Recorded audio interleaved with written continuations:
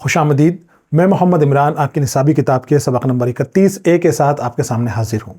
इस सबक का उन्वान है इदारिया। यहाँ पर आपको इदारिया से मुतारुफ कराया जाएगा, आपको बताया जाएगा कि इदारिया क्या है और किस तरह से लिखा जाता है।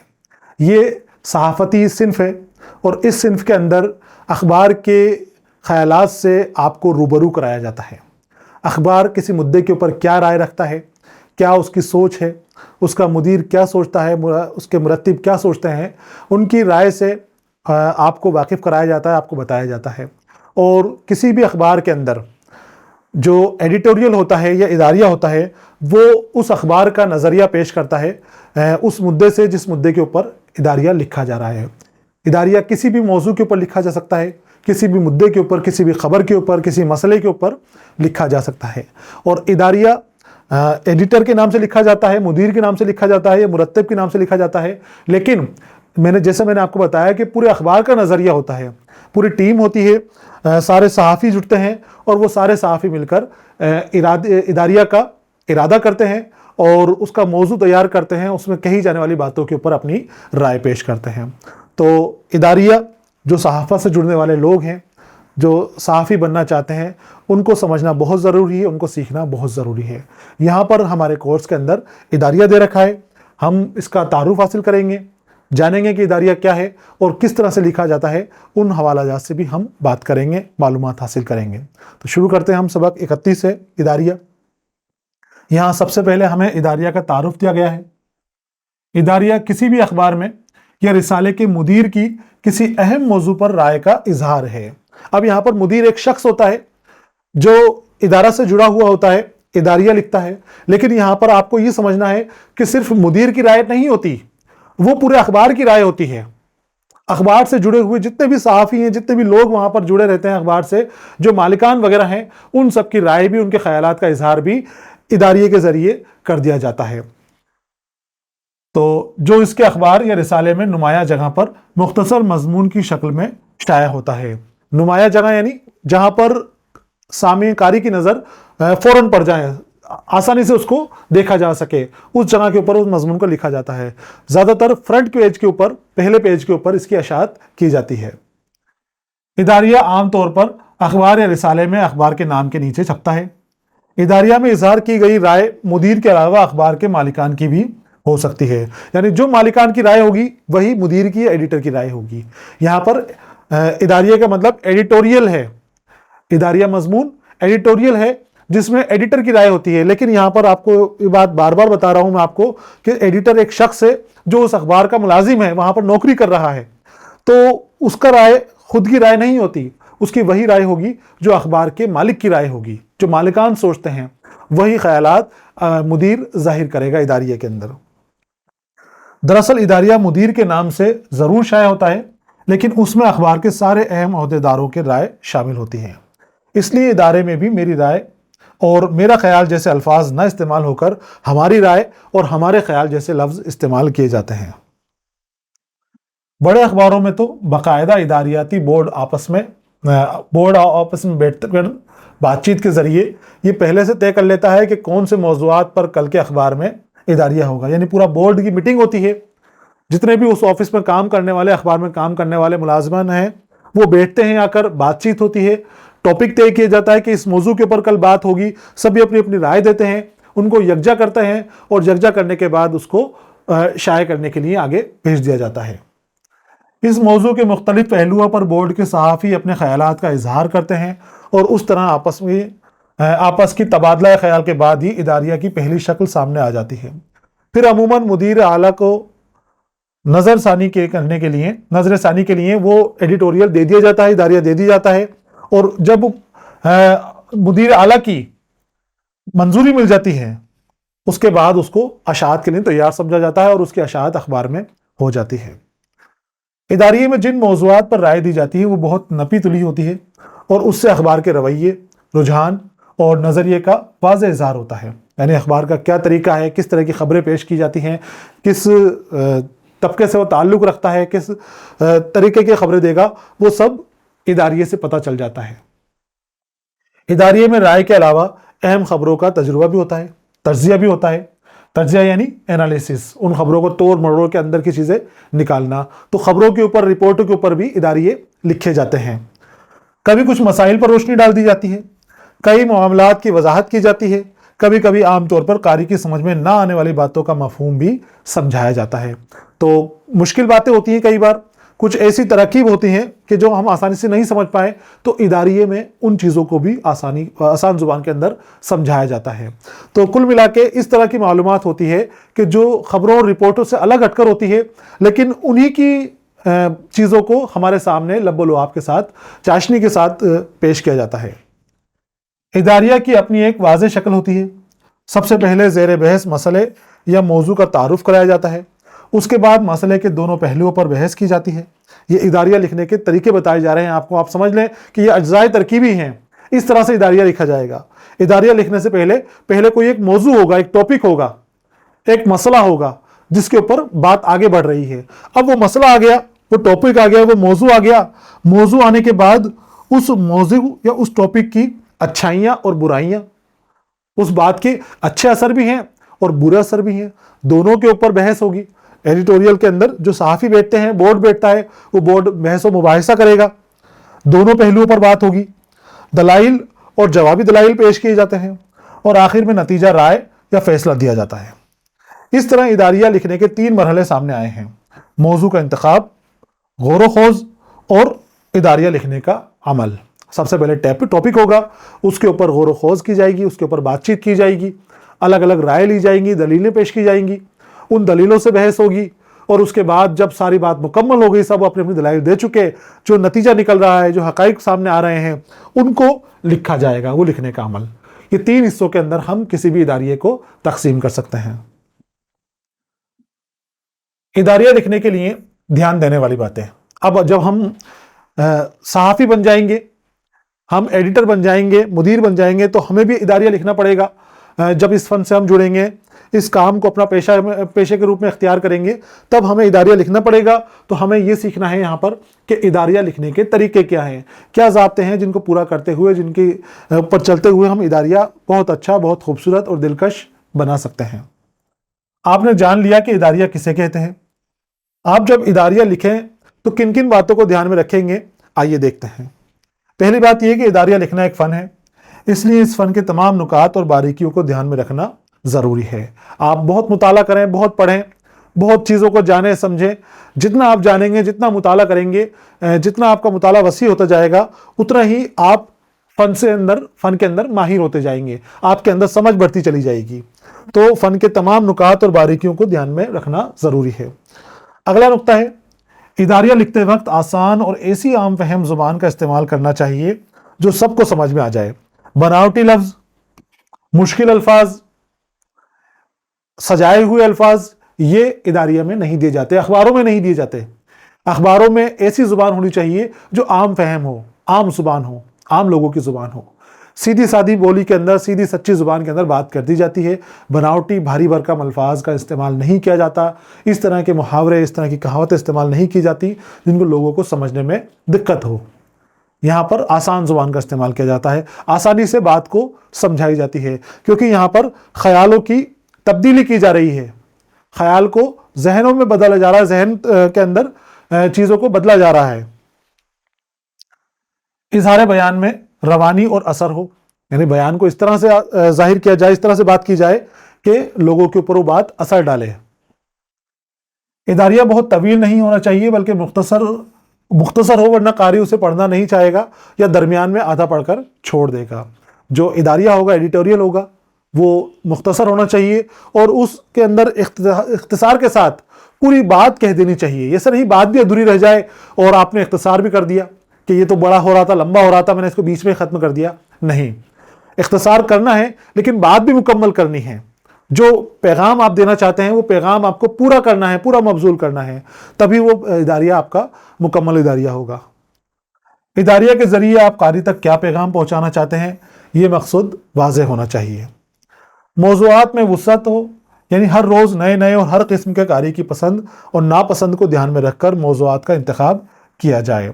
कई तरह के लोग होते हैं, कई ऐसे होते हैं जिनको खेल की खबरें पसंद हैं, کھیل کے اداریے پڑھنا پسند کرتے ہیں، کھلاڑی کی سے متعلق چیزیں جاننا چاہتے ہیں، کئی بزنس کی باتیں جاننا چاہتے ہیں، کئی ملک کی ترقی کے بارے میں جاننا چاہتے ہیں، کئی ملک کے سامنے آنے والے مسئلوں کے اوپر بات کرنا چاہتے ہیں، کئی ذاتی مسائل کے اوپر بات کرنا چاہتے ہیں۔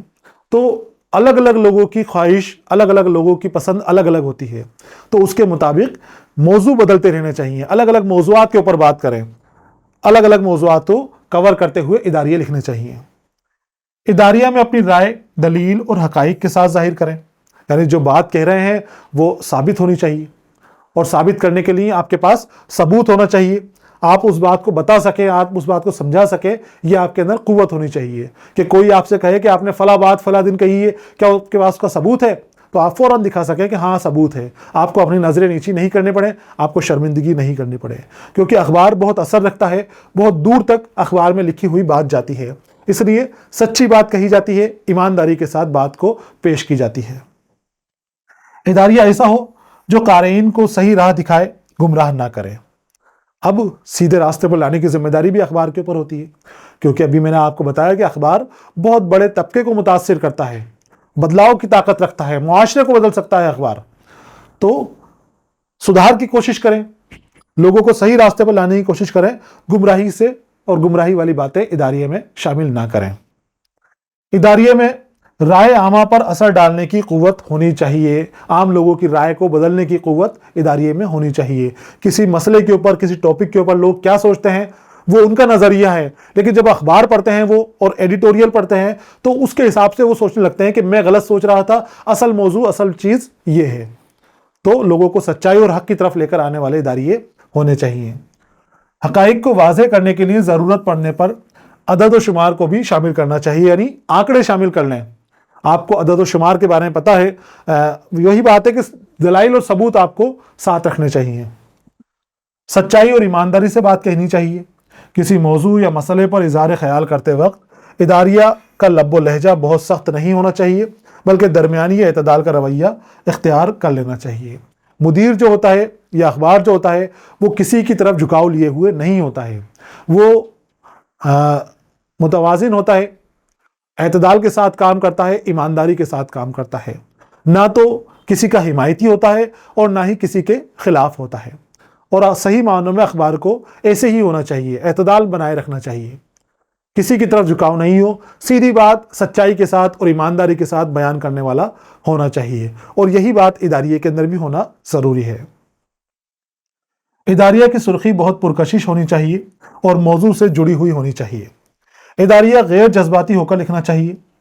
اداریہ لکھتے وقت غیر جانبداری کے اصول کو اپنانا چاہیے اور اپنا نظریہ قائم رکھتے ہوئے دوسروں کے نظریات کا اعتراف کرنا چاہیے۔ یعنی خود کا نظریہ وہ تو ہم نے پیش کر دیا ہے، لیکن دوسروں سے نفرت نہ کریں، ان کے نظریے کا بھی ہم نے ماننا چاہیے۔ اعتراف کرنا یعنی قبول کرنا چاہیے، ماننا چاہیے کہ آپ کی بات ٹھیک ہے، اپنی جگہ ہے، لیکن ہماری بات کی بھی وقت ہونی چاہیے، ہماری بات کی بھی عزت ہونی چاہیے۔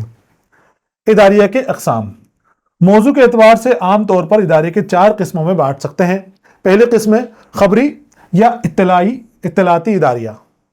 خبری اداریہ میں پہلے حصے میں خبر کا خلاصہ بیان کیا جاتا ہے، دوسرے حصے میں اس پر بحث کی جاتی ہے اور آخر میں معاملہ کی تشریح کی جاتی ہے۔ اس طرح کے اداریے میں عموماً کوئی رائے نہیں پیش کی جاتی۔ کوئی خبر ہوئی، کوئی حادثہ پیش آ گیا، کوئی اخبار کے اندر کوئی چیز چھپی ایک دن پہلے، اب اس خبر کے بارے میں بات کی جا رہی ہے تو وہ خبری یا اطلاعاتی اداریہ کہلائے گا۔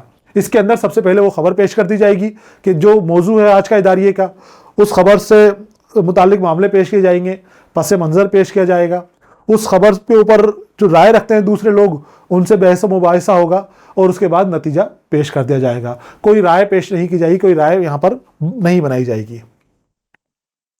دوسرے کے بعد ہے تاثراتی اداریہ۔ اس طرح کے اداریے میں مدیر یعنی ایڈیٹر اپنی رائے کو دلائل اور ربط کے ساتھ قاری کے سامنے رکھتا ہے اور قاری کی رائے کو متاثر کرنے کی کوشش کرتا ہے۔ ایسا کرنے کی مدیر کو پوری آزادی حاصل ہوتی ہے، کیونکہ تاثراتی ہے، مدیر کو پڑھنے والے کو مدیر اپنے اثر میں لے رہا ہے، اپنی بات اس کے ذہن میں ڈالنا چاہ رہا ہے، اس کی سوچ کو بدلنا چاہ رہا ہے۔ اس قسم کے اداریے میں کسی واقعہ یا حادثے کی برے اثرات کو کم کرنے کے لیے یا کسی اچھی بات یا خیالات کو عوام کے زیادہ سے زیادہ تعداد کو قبول کروانے کے لیے لکھے جاتے ہیں، یہاں پر لوگوں کے اوپر اثر ڈالا جا رہا ہے، ان کی رائے کو بدلی جا رہی ہے، تو یہ تاثراتی اداریے کہلائیں گے۔ لطف اندوزی کے اداریے، سماج میں جب کبھی ایسا واقعہ پیش آتا ہے جس میں انسانی دلچسپی کا موضوع بہت نمایاں رہتا ہے اور عوام میں اس پر عام طور پر گفتگو ہونے لگتی ہے، تو مدیر بھی ہلکے پھلکے انداز میں ایسے اداریے لکھتے ہیں جس سے قارئین کی تفریح ہو جائے۔ یہ ہلکے پھلکے ہوتے ہیں، ہنسی مذاق کے ساتھ، ذوق و شوق کے ساتھ اپنی بات کہی جاتی ہے اور ہنسی ہنسی کے اندر طنز کر دیا جاتا ہے اور مقصد حاصل کر لیا جاتا ہے کہ کیا سدھار، کیا پیغام معاشرے تک پہنچایا جانا ہے۔ ایسے اداریے میں طنز و مزاح شامل ہوتا ہے اور قاری بغیر مسکرائے ہوئے اسے نہیں پڑھ سکتا۔ کبھی کبھی کسی سماجی برائی پر دھیمے سے طنز بھی کر دیا جاتا ہے اور مذاق میں کام کی بات نکل آتی ہے، یعنی ہوتے تو ہنسی مذاق کے ساتھ ہیں، لطف کے ساتھ بات کہی جا رہی ہے، لیکن لطف کے اندر پیغام چھپا ہوتا ہے اور وہ پیغام اصلاح کا ہوتا ہے، معاشرے میں سدھار کا پیغام ہوتا ہے، تو اس کو لطف اندوزی کے اداریے کہتے ہیں۔ اب اس کے بعد خصوصی مواقع کے اداریے، خاص موقع پڑتے رہتے ہیں، کبھی کوئی کھیل ہو رہا ہے، کوئی جلسہ ہو رہا ہے، کوئی پروگرام اور کہیں منعقد ہو رہا ہے، تو اس سے متعلق چیزیں اس خصوصی پروگرام والے مواقع والے ادارے کے اندر شامل کیے جاتے ہیں۔ کسی قومی دن ہے، قومی شخصیتوں کی سالگرہ یا برسی یا موت یا کسی بڑی شخصیت کے استقبال کے بارے میں جو اداریے لکھے جاتے ہیں انہیں خصوصی مواقع کے اداریے کہتے ہیں۔ یہ اداریوں کے اقسام ہیں، انہیں آپ کو یاد کر لینی ہے، سمجھ لینی ہے کہ کس موقع کے اوپر کس طرح کے اداریے لکھے جائیں گے۔ اب یہاں پر کچھ اداریے کے نمونے آپ کو دیے گئے ہیں، آپ اس کو تسلسل کے ساتھ پڑھیں، روانی کے ساتھ پڑھیں۔ میں ایک بار سرسری طور پر ان کو پڑھ دوں گا۔ 2 اداریے یہاں پر آپ کے دیے گئے ہیں اور اسی طرح سے آپ کو اداریے لکھنے کی پریکٹس کرنی ہے۔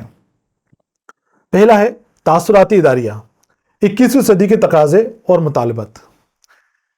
20ویں صدی تعلیمی فتوحات اور تسخیر کائنات کے دعوے کے ساتھ رخصت ہو چکی ہے اور 21ویں صدی کا آفتاب اپنے نئے عہد کے مطالبات اور تقاضے کے ساتھ پورے آب و تاب سے طلوع ہو چکا ہے۔ چنانچہ دنیا کی زندہ اور جہاں ساز قومیں اس نئی صدی میں پیش آنے والے چیلنجوں کا مقابلہ اور دنیا پر غلبہ حاصل کرنے کے لیے کوششوں میں لگ گئی ہیں۔ اس کو آپ کو پڑھنا ہے، سرسری طور پر پڑھنا ہے اور آپ کو طریقہ سیکھنا ہے کہ اداریہ کیسے لکھا جاتا ہے۔ الگ الگ پوائنٹ آپ بنا لیں، سمجھ لیں اور اس کے بعد آپ اپنے خود کے موضوع کے اوپر اداریہ لکھنے کی کوشش کریں اور اداریہ میں اس موضوع سے متعلق سارے کے ساری چیزیں آپ کو شامل کر لینی ہیں۔ سوال یہ ہے کہ 21ویں صدی کا چیلنج کیا ہے؟ اسے متعین کرنے کے لیے ہمیں یہ دیکھنا چاہیے کہ آج دنیا میں کیا بڑی تبدیلیاں رونما ہو رہی ہیں اور کیوں۔ بنیادی تبدیلیاں 3 طرح کی ہو رہی ہیں۔ اولاً عالم کاری یعنی گلوبلائزیشن، دوم لامرکزیت یعنی ڈی سینٹرلائزیشن، اور سوم علمی دھماکہ یعنی نالج ایکسپلوژن،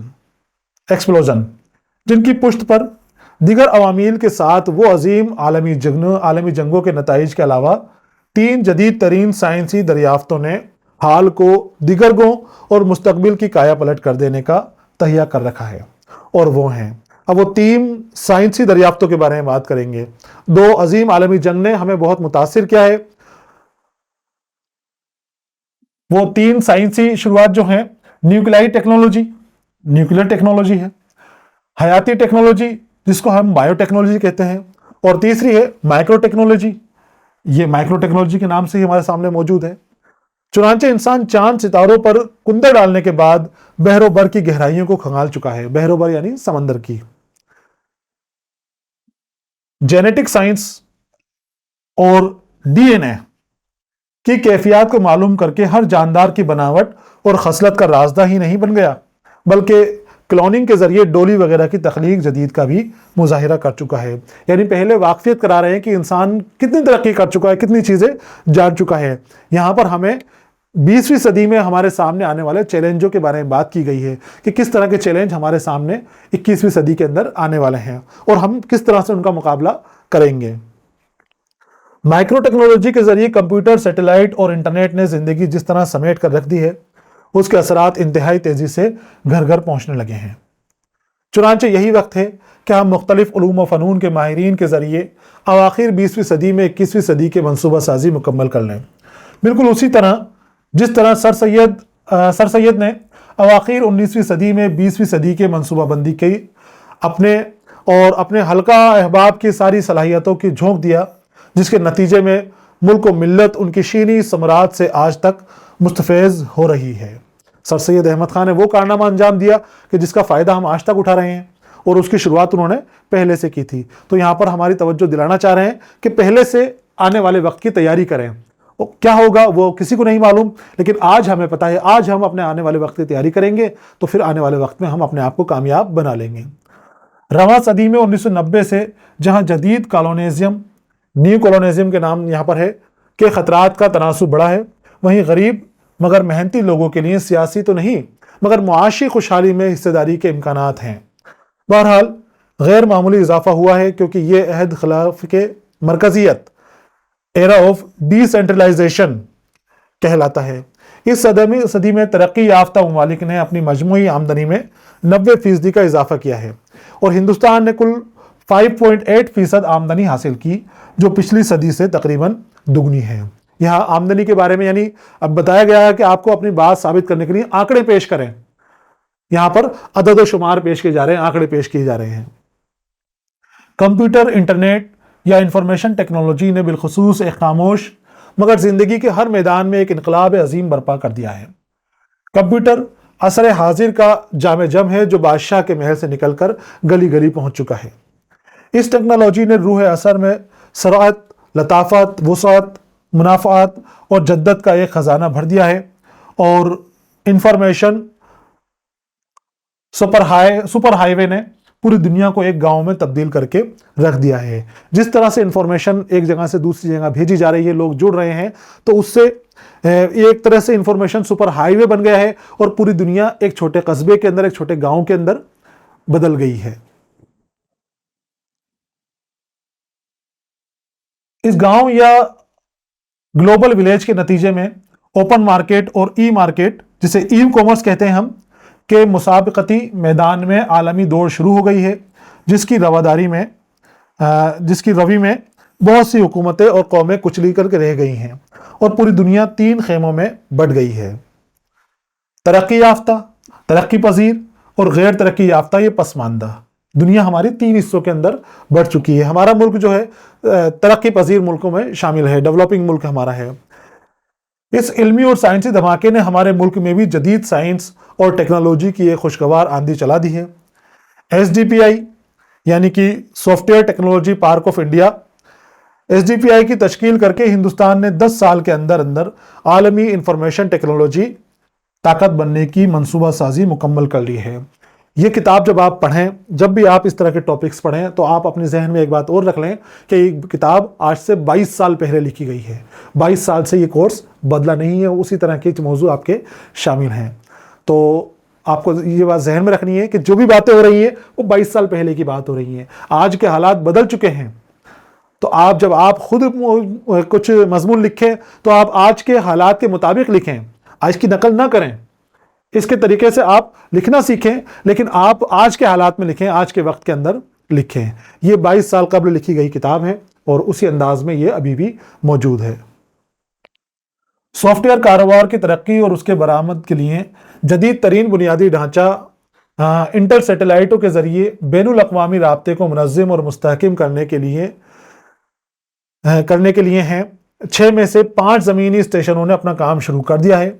चुनांचे आलमी मेयार के मुताबिक यहाँ से सॉफ्टवेयर की बरामदात शुरू हो चुकी है, और जिसका सबसे बड़ा बाजार खुद अमेरिका है। ये उस वक्त की बात है कि जब हिंदुस्तान सॉफ्टवेयर मार्केट के अंदर कदम बढ़ा चुका था और सॉफ्टवेयर बनाने शुरू कर चुका था।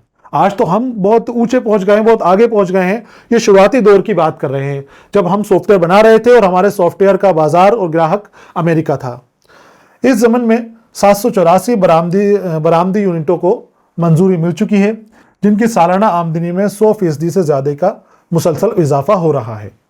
1997-98 में सॉफ्टवेयर बरामदात की कुल मालियात 6400 करोड़ रुपए हो चुकी है, जबकि ये 1991-92 में सिर्फ 430 करोड़ रुपए थी।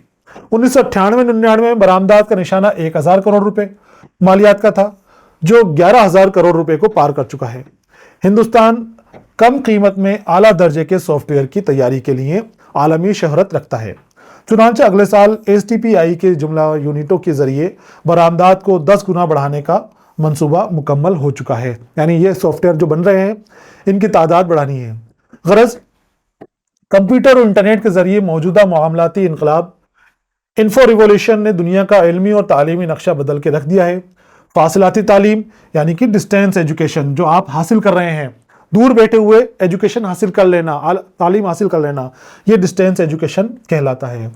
तो फासिलाती तालीम की रोज़ अफज़ा तरक्की ने घर बैठे आला से आला टेक्निकी और अमूमी इल्म का हुसूल और दुनिया की बेहतरीन से बेहतरीन यूनिवर्सिटियों की डिग्रियों की याफ्त बिल्कुल आसान बना दी है। आप आज दुनिया की किसी भी यूनिवर्सिटी के अंदर दाखिला ले सकते हैं, किसी भी स्कूल के अंदर पढ़ सकते हैं।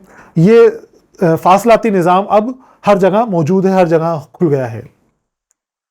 अब टेली ट्रेनिंग सेंटर यानी TLC और ऑनलाइन एंड ऑफलाइन टीचिंग यानी सिंक्रोनस मोड ऑफ टीचिंग के जरिए हर तरह के उलूम व फ़नून से तालीम और तरबियत मुमकिन हो गई है। लिहाजा कंप्यूटर और इंटरनेट अब रोज़मर्रा की बुनियादी ज़रूरियात में शामिल हो गए हैं। यहाँ पर जो हमने पढ़ा ये एडिटोरियल इदारिया था, और ये इदारिया था 21वीं सदी के अंदर हमारे मतलूबात, हम किस तरह से 21वीं सदी में दाखिल होंगे और किस तरह के चैलेंज हमारे सामने 21वीं सदी में आने वाले हैं। अब यहाँ पर एक खुसूसी मौके के इदारिये का नमूना यहाँ पर दिया गया है। खुसूसी मौका किसी ख़ास मौके के ऊपर लिखे जाने वाला इदारिया। अब यहाँ पर फ़िराक के ऊपर एक इदारिया लिखा गया है, फ़िराक गोरखपुरी, जो अपनी उम्दा किस्म की शायरी, बेहतरीन शायरी के लिए मशहूर है। उनकी योम पैदाइश आ रहा है, योम पैदाइश के ऊपर ये इदारिया एक अखबार के अंदर शाये हो रहा है। फ़िराक उर्दू के बुलंद पाया शायर ही नहीं, एक रोशन ख्याल दानिश्वर थे। बतौर शायर उन्होंने जहाँ एक तरफ उर्दू शायरी को कुछ नई जहतों से आशना किया, वहीं दूसरी तरफ उनके ख्याल अंगेज़ी नशरी तहरीरों ने उर्दू की तहजीबी किरदार और मुतहद्दा कौमी तशख़ीस की तश्कील में उर्दू का जो हिस्सा रहा है उसे खुसूसियत के साथ नुमाया किया है। यहाँ फ़िराक का क्या काम रहा है, क्या रोल रहा है उर्दू अदब के अंदर, उन चीज़ों के बारे में बात की जा रही है। उन्होंने इस पर भी जोर दिया कि उर्दू पर अरबी फ़ारसी ज़ुबानों के जो असरात हैं उन्हें कम किया जाए और संस्कृत ज़ुबान और अदब से उर्दू का रिश्ता इस्तवार करने की कोशिश की जाए। फ़िराक ने खुद ने अपनी ज़ुबान के अंदर संस्कृत और हिंदी के आसान और दिलकश अल्फाज का इंतज़ाम किया, उनको शामिल किया, और अरबी और फ़ारसी के मुश्किल अल्फाज को आपने उर्दू से दूर करने की कोशिश की। उनकी जो रुबाइयाँ रूप के नाम से किताबी सूरत में शाये हुई हैं, वो उनकी इसी कोशिश का समरा है। यहाँ पर रूप का नाम दिया गया है, रुबाइयों की किताब है जो फ़िराक गोरखपुरी की लिखी हुई रुबाइयाँ शामिल हैं। फ़िराक साहब की बहुत सी बातों से इख्तलाफ भी किया गया। अरबी और फ़ारसी से दोनों ही अगरचे गैर मुल्की ज़ुबानें हैं, लेकिन जब ये मुसलमानों के साथ हिंदुस्तान में वारिद हुई तो उन्होंने यहाँ की बहुत सी ज़ुबानों को मुतासिर किया। उनमें उर्दू भी शामिल है, जो उस वक्त अपनी तश्कील की बिल्कुल इब्तदाई मरहले में थी, और शायद इस वजह से उनके असरात का नफूज यहाँ ज़्यादा हो गया है। फ़िराक ने हिंदी और संस्कृत के आसान लफ्ज़ों का हमारी ज़ुबान के अंदर शमूलियत किया, हमारी ज़ुबान में शामिल किया, उर्दू में शामिल किया, और अरबी और फ़ारसी के मुश्किल अल्फाज को आपने दूर किया। इस बात के ऊपर कई लोगों ने फ़िराक की खिलाफत भी की।